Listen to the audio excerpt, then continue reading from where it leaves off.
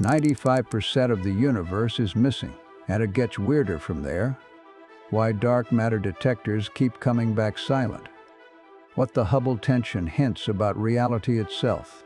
How galaxies James Webb found should not exist. Why time itself may not actually be fundamental. Everything you can see, touch, or measure, every planet, every star, every galaxy, adds up to roughly 5% of the universe. The other 95% is something we cannot see, cannot touch, and cannot explain. We have given it names: dark matter, dark energy. But naming something is not the same as understanding it. And the deeper physicists look, the stranger things become. Start with the night sky as ancient astronomers saw it. A fixed dome, predictable, mechanical. The Greeks mapped the wandering stars they called planets. Islamic scholars refined the measurements. Newton gave the whole system laws. By the 1800s, physics felt almost finished. The universe was matter, gravity, and light. 3 ingredients, neatly explained. Then came the telescopes, powerful enough to see past our own galaxy. In 1923, Edwin Hubble trained a telescope in California on a faint smudge in the constellation Andromeda. He found it was not a cloud of gas inside our galaxy. It was an entirely separate galaxy, more than 2 million light-years away. In a single observation, the universe grew from one galaxy to potentially billions. The cosmic address humanity had assumed for centuries was simply wrong.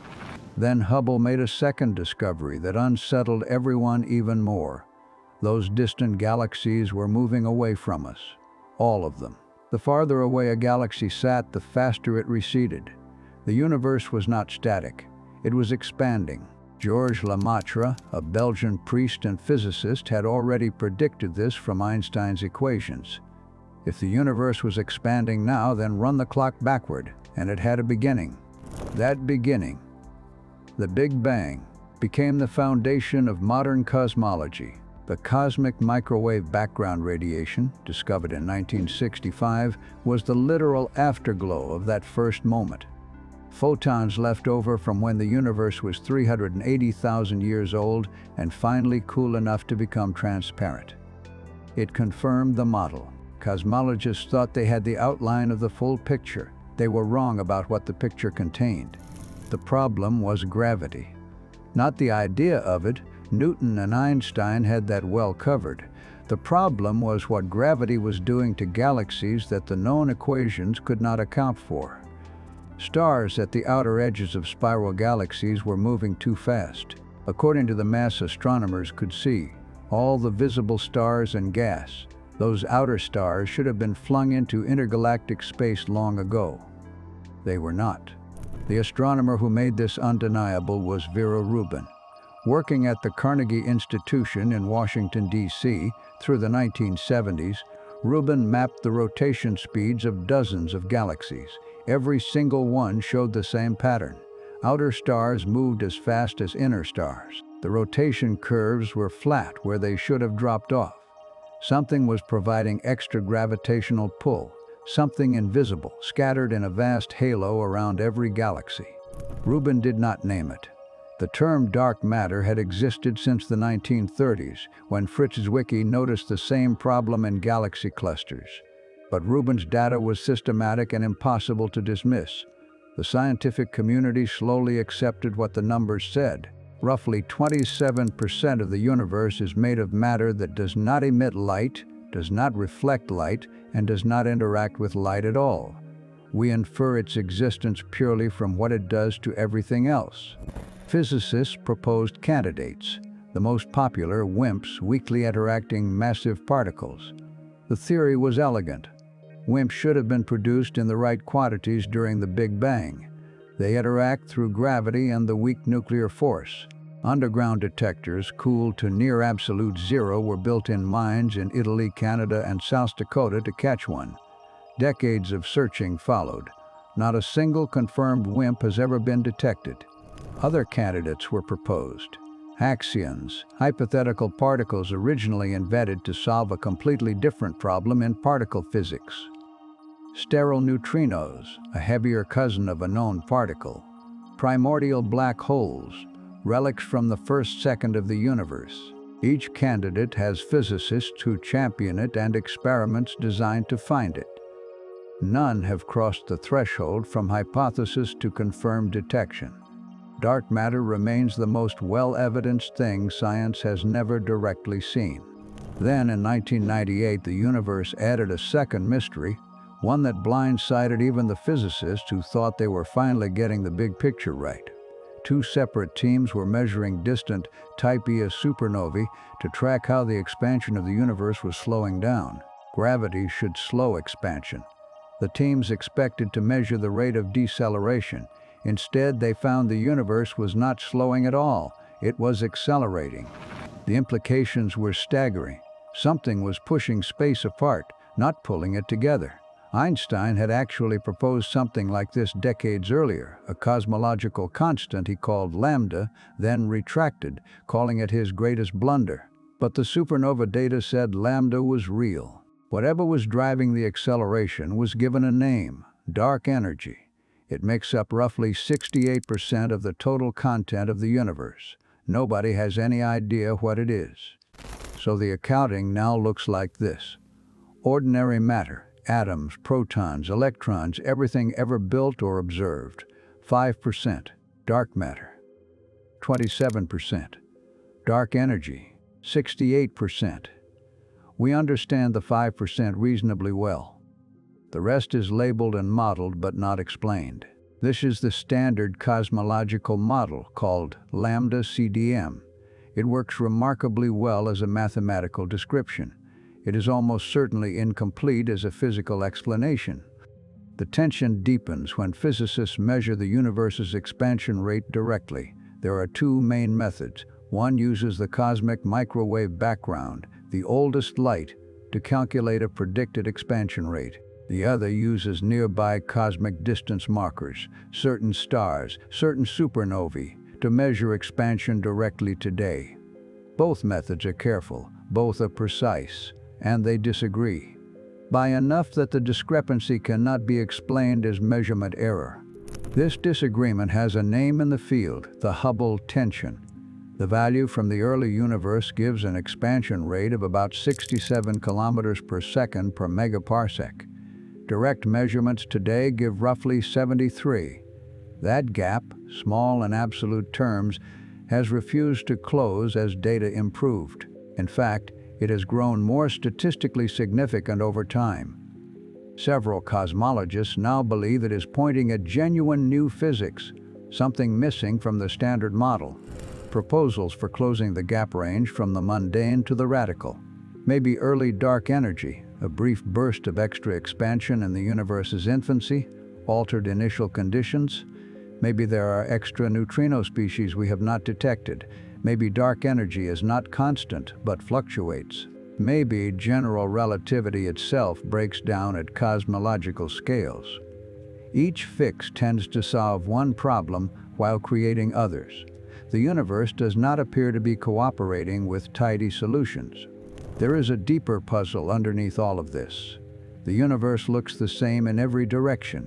The temperature of the cosmic microwave background varies by only 1 part in 100,000 across the entire sky. But regions of the sky separated by more than roughly 2 degrees could never have been in contact with each other in the time available since the Big Bang. How did they coordinate to be so nearly identical? They should not even know each other exist. The proposed answer is inflation, a period in the universe's first fraction of a second when space expanded faster than light. Not matter moving through space, which is limited to light speed, but space itself stretching. In roughly 10 to the minus 32 seconds, the universe grew from something smaller than an atom to roughly the size of a grapefruit. This would have smoothed out all irregularities and explained the uniform background. The problem is that direct evidence for inflation remains elusive. Inflation was supposed to leave a signature, a pattern of gravitational waves imprinted on the cosmic microwave background called B-mode polarization. Experiments including BICP-2 in Antarctica and the Planck satellite have searched for it. BICP-2 announced a detection in 2014. Then Planck data showed the signal was largely contaminated by interstellar dust. The hunt continues with next-generation experiments. The inflationary signal has not been cleanly confirmed. Meanwhile, quantum mechanics, the physics of the very small, is generating its own unsettling implications for the structure of reality. The many worlds interpretation, first proposed by Hugh Everett in 1957, suggests that every quantum event with multiple possible outcomes splits the universe into parallel branches. Every branch is equally real. Most physicists work around this interpretation, but a significant number believe it may be the most consistent account of what the math actually says. The measurement problem sits at the center of all this. In quantum mechanics, a particle does not have a definite position or speed until it is measured. Before measurement, it exists in a superposition of all possibilities simultaneously. The act of measurement collapses that superposition into a single outcome. But nobody agrees on what constitutes a measurement, what causes the collapse, or whether the collapse is even real. After a century of quantum theory, this question remains genuinely open. Then there is the question of why the universe exists at all with the constants it has. The fine structure constant governs the strength of electromagnetism. If it were slightly different, atoms could not form. The ratio of the electromagnetic force to gravity differs by roughly 40 orders of magnitude. And this mismatch is precisely why stars can burn for billions of years at stable temperatures rather than imploding instantly. These values appear fine-tuned. Nobody knows why they are what they are. The multiverse hypothesis is one response to fine-tuning. If there are an enormous number of universes, each with different physical constants, then we naturally find ourselves in one compatible with our existence. This is the anthropic argument. It has a certain logic. It also troubles many physicists because it is, by definition, untestable. No observation we could ever make from inside our universe would confirm or rule out the existence of others outside it. String theory was supposed to be the grand unifying framework, a mathematical structure in which every particle is a different vibrational mode of a tiny one-dimensional string. It elegantly incorporates gravity with quantum mechanics, something no other theory has managed. But it requires 10 or 11 dimensions of space. And it produces not one unique set of physical laws, but somewhere between 10 to the 500 and 10 to the 1,000 possible versions of physics, the string landscape. Critics argue string theory has produced no confirmed predictions after 5 decades of intense work by some of the most talented physicists alive. Defenders argue it has restructured mathematics itself, producing tools that solve problems far outside physics. The debate remains live. Some physicists have called the lack of testable predictions a crisis in fundamental physics. Others say the theory is simply ahead of the experiments needed to probe it. Back in the observable universe, the James Webb Space Telescope has been adding new complications since its first images in 2022. It has found galaxies that appear far too massive and far too mature for their age. Galaxies that should not have had enough time to form so many stars so quickly under the standard model. Some astronomers urge caution, arguing calibrations are still being refined. Others say the data is telling us the standard model of galaxy formation needs revision. One of the most unsettling implications comes from information theory. Stephen Hawking showed in 1974 that black holes radiate heat, now called Hawking radiation. This means black holes slowly lose mass and eventually evaporate completely. But if a black hole evaporates, what happens to all the information about everything that ever fell in? The laws of quantum mechanics say information cannot be destroyed. The laws of general relativity appear to allow it. Both cannot be right. This is the information paradox. It has occupied some of the brightest minds in physics for 50 years. Recent work involving the holographic principle, the idea that all the information inside a volume of space can be encoded on its boundary surface, may offer a resolution. The universe may be, in some deep mathematical sense, a hologram, not a metaphor, a genuine possibility that several serious physicists take literally. The math permits it. The implications are profound. The holographic principle emerged from string theory work by Juan Maldacena in 1997. His AD-SCFT correspondence showed that a theory of gravity in a particular curved space is mathematically equivalent to a quantum field theory living on the boundary of that space, with no gravity at all. It is the deepest example yet found of how two completely different physical descriptions can describe the same reality. It has generated tens of thousands of research papers. Its physical meaning is still debated. Meanwhile, the universe continues to accelerate. In roughly 4 billion years, the Andromeda Galaxy will collide with the Milky Way, a slow merger of two galaxies, mostly empty space passing through mostly empty space. In roughly 100 billion years, most other galaxies will have receded beyond our observable horizon. A civilization that arose then would have no evidence. The universe once contained billions of galaxies. They would see only our merged remnant and draw a deeply false picture of the cosmos. That is worth sitting with. Our current view of the universe, one we think of as reasonably complete, may itself be limited by our moment in time. We happen to arise early enough to see the cosmic web of galaxies, early enough to measure the microwave background, early enough to catch the evidence for the Big Bang before it vanished over the horizon. A civilization arriving 1 trillion years from now would inherit a much impoverished cosmic inventory. There is also the question of what came before. The Big Bang marks the beginning of time as we can measure it. Our equations break down at the singularity, the point of infinite density where the math stops working. Some models, like loop quantum cosmology, propose a bounce, a prior contracting universe that reached a minimum size and expanded again.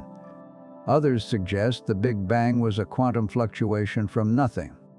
The honest answer is that nobody knows. We cannot see past it. Even time itself may not be fundamental.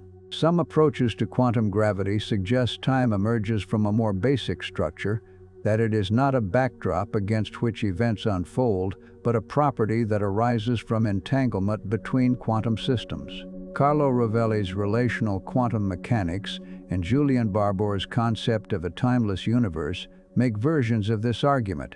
They are minority views, but they are serious physics, not speculation. Physics in 2024 is in an unusual position. The Standard Model of Particle Physics has predicted every result the Large Hadron Collider has found, but the collider has found nothing beyond it. No supersymmetric partner particles, no evidence of extra dimensions, nothing new at the energies explored. The model works perfectly. And yet it clearly cannot be the final answer because it does not include gravity, cannot explain dark matter, and requires 19 free parameters nobody can derive from first principles. The next generation of instruments may shift things. The Vera Rubin Observatory in Chile, named in the astronomer's honor, will map billions of galaxies over 10 years. Looking for subtle patterns in how matter clusters that could distinguish between dark matter candidates. The Euclid Space Telescope, launched in 2023, is mapping the geometry of the dark universe with unprecedented precision.